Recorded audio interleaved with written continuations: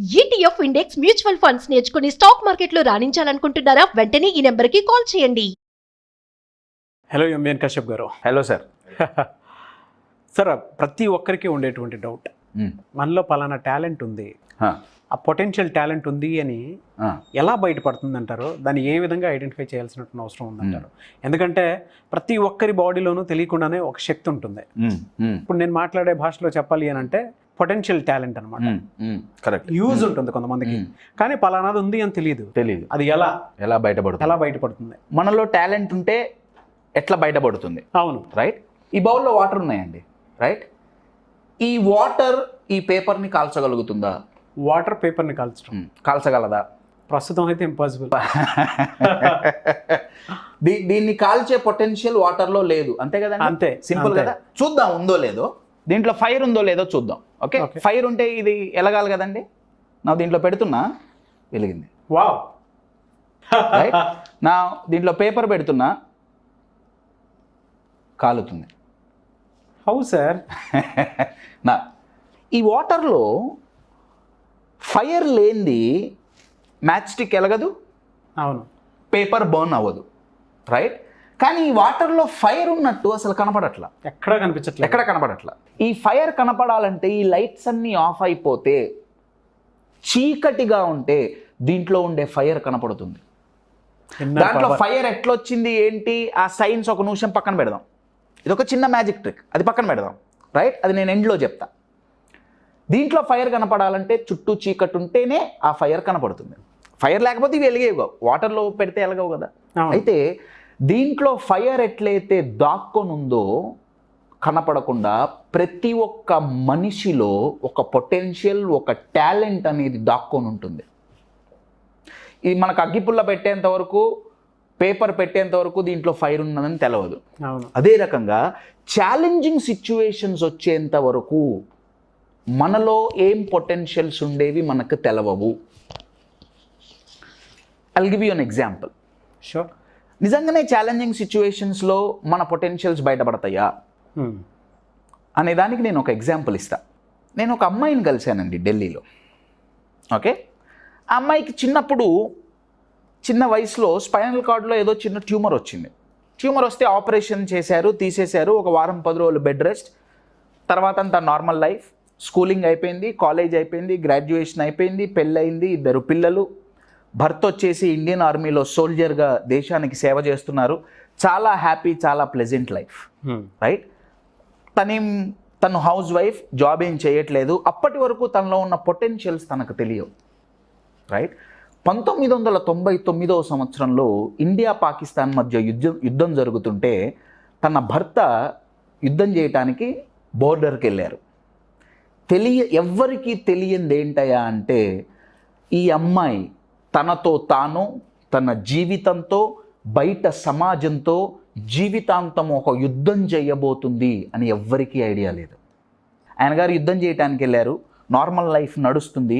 ఉన్నట్టుండి ఒక రోజు తన స్పైనల్ కార్డ్లో చిన్నప్పుడు తీసేసిన ట్యూమర్స్ మళ్ళీ వచ్చినాయి. మళ్ళీ వస్తే ఆమె ఏమనుకుందంటే, మళ్ళీ ఏదో చిన్న మైనర్ ఆపరేషన్ ఉంటుంది, మళ్ళీ ఒక వారం నెల మహా అయితే ఐ విల్ బీ నార్మల్ అనుకుంది. కానీ ఈసారి అలా జరగలేదండి. 1 కాదు, 2 కాదు, 3 కాదు, మైనర్ అండ్ మేజర్ సర్జరీస్ కలిపి దగ్గర 36 సర్జరీస్ ఆ అమ్మాయి మీద చేశారు. 36 సర్జరీలు. 180కి పైగా బాడీ మీద కుట్లు పడ్డాయి. అయిపోయింది. ఇదంతా ఒక రోజులో జరిగిన ప్రొసీజర్ కారండి. 36 మైనర్ అండ్ మేజర్ సర్జరీస్ కలిపి బెడ్ మీద, హాస్పిటల్ బెడ్ మీద పడుకొని ఉంది. అమ్మయ్య అయిపోయినాయి, ఎన్ని సర్జరీస్ అయితే ఉంది, I will be normal. Doctor వచ్చి ఒక షాకింగ్ న్యూస్ ఆమెకు చెప్పారు. ఆమెకి ఏం చెప్పారంటే, మ్యాక్సిమం 6 to 7 days, దాని తర్వాత నువ్వు జీవితంలో ఎప్పుడూ నడవలేవు. ఏ సర్జరీ సక్సెస్ అవ్వలేదు, ఎన్ని ట్రై చేసినా వీ కుడెంట్ డూ ఎనీథింగ్. ఆ అమ్మాయికి వచ్చిన ప్రాబ్లం ఏంటంటే, ఆ అమ్మాయి పారాప్లీజిక్ అయిందండి. పారాప్లీజిక్ అంటే chest below paralysis, wheelchair తప్ప ఇంకో ఆప్షన్ లేదు. నా ఇంటికి వెళ్ళింది. భర్త బోర్డర్లో పోరాడుతున్నాడు శత్రువులతో, ఆయనకి ఈ విషయం తెలీదు. నా ఉన్నటువంటి విదిన్ మిల్లీ సెకండ్స్ లైఫ్ అంతా మారిపోయింది, రైట్. భర్త యుద్ధం గెలిచి చాలా సంతోషంగా విజయోత్సాహంతో ఇంటికి వచ్చాడు. ఇంటికి వచ్చి వాళ్ళ ఆవిడ్ని వీల్ చైర్లో చూసి ఆశ్చర్యపోయాడు, కంగు తిన్నాడు. అలా ఏంటి, ఏమైంది? వీళ్ళకి 2 పిల్లలు, ఆడపిల్లలు.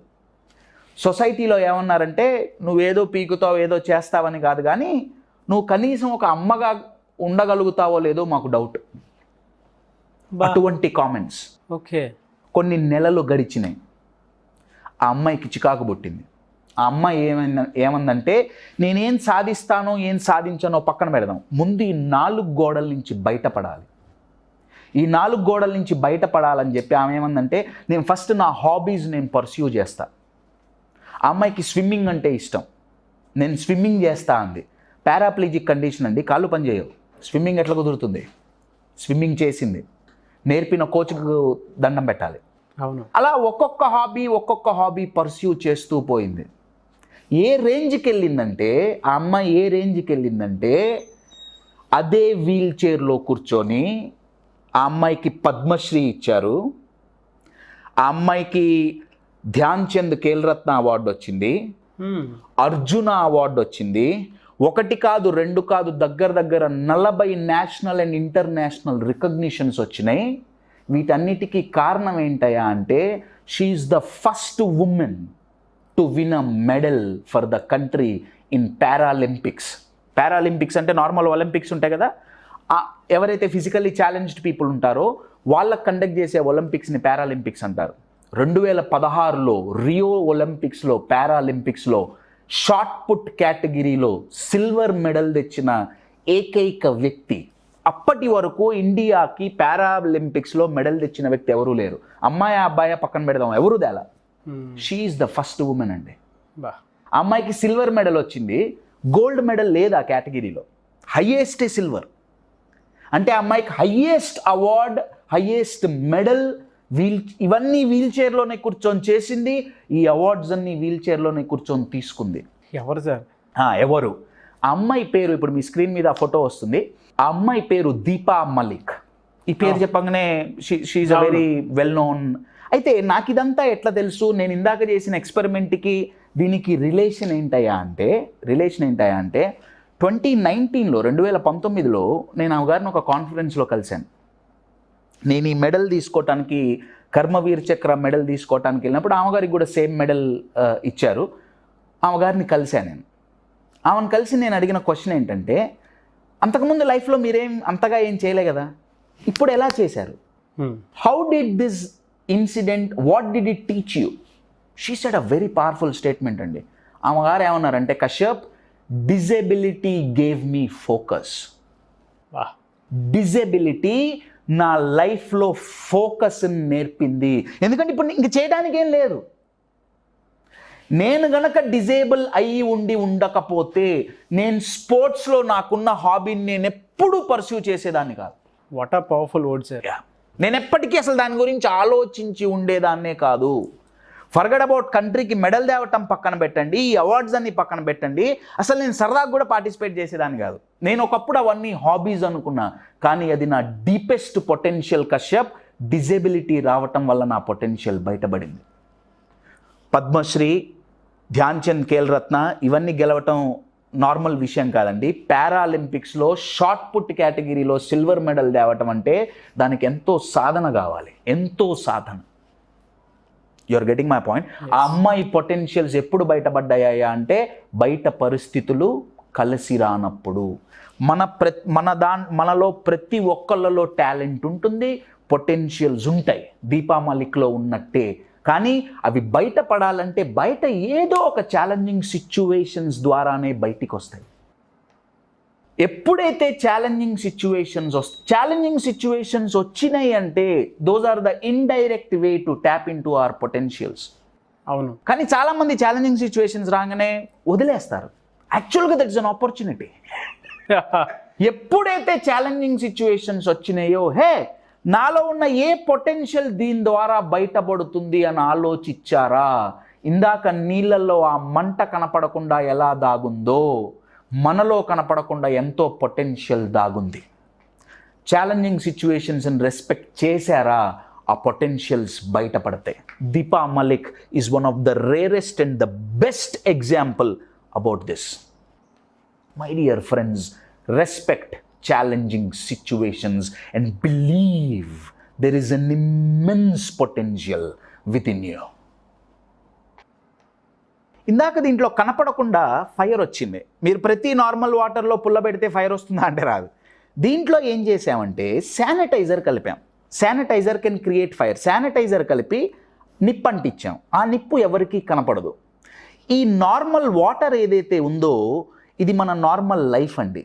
ఈ శానిటైజర్ ఏదైతే ఉందో అది ఒక ఛాలెంజింగ్ సిచ్యువేషన్ లాగా నేను ఎగ్జాంపుల్ తీసుకున్నాను. ఆ ఛాలెంజింగ్ సిచ్యువేషన్లో చాలా ఫైర్ ఉంటుందండి. మనలో ఉన్న ఫైర్ని అది బయటికి తేగలదు, కానీ అది కనపడదు. కనపడాలి అంటే ఇది ఇక్కడ కనపడాలంటే ఇదంతా చీకటిగా ఉండాలి, రైట్? ఇప్పుడు చీకటి చేసి మీకు చూపించాల్సిన అవసరం లేదు. చీకటిగా ఉంటే ఈ ఫైర్ కనపడుతుంది. మన లైఫ్లో ఉండే చీకట్లే మన లైఫ్లో వచ్చే challenging situations. My dear friends, respect challenging situations and believe there is an immense potential in each and every one of you. మీలో ఫైర్ ఉంది, అది ఛాలెంజింగ్ సిచ్యువేషన్స్లోనే బయటపడుతుంది. గుర్తించండి. డెఫినెట్గా అండి. చాలా బాగా చెప్పారు. Thank you so much Kashyap గారు. Thank you.